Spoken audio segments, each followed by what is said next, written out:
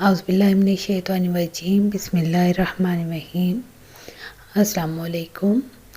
آج ہم نے ایک قصہ پڑھنا ہے حضور صلی اللہ علیہ وسلم کا، جو کہ جانوروں سے آپ صلی اللہ علیہ وسلم کی محبت اور ان کے خیال کے بارے میں گواہی دیتے ہیں۔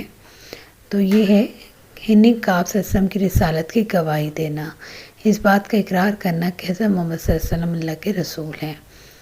تو یہ قصہ یوں ہے: ایک مرتبہ رسول صلی اللہ علیہ وسلم صحرا میں تھے۔ اچانک کسی نے پکارا، یا رسول اللہ صلی اللہ علیہ وسلم۔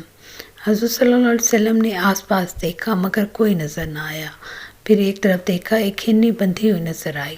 اس نے کہا، یا رسول اللہ، میرے قریب تشریف لائیں۔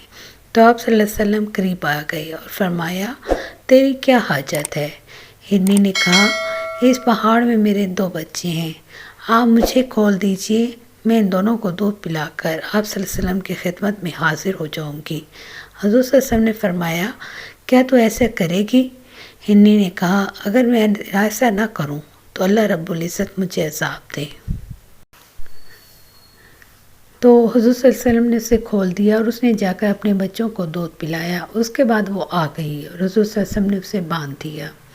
اس دوران وہ عربی بیدار ہو گیا جس کی یہ ہنی تھی، اور اس نے دیکھ کر عرض کیا، یا رسول اللہ، آپ صلی اللہ علیہ وسلم کو کوئی کام ہے؟ رسول اکرم صلی اللہ علیہ وسلم نے فرمایا، ہاں، وہ یہ کہ اس ہنی کو چھوڑ دے۔ اور اس نے چھوڑ دیا۔ وہ کودتی ہوئی جا رہی تھی اور کہہ رہی تھی، اشہد ان لا الہ الا اللہ وانک رسول اللہ، میں گواہی دیتی ہوں کہ اللہ کے سوا کوئی معبود نہیں اور بے شک اللہ کے رسول حضرت محمد صلی اللہ علیہ وسلم ہے۔ اگر یہ قصہ آپ کو اچھا لگا ہو تو پلیز کمنٹس میں بتائیے گا۔ شکریہ۔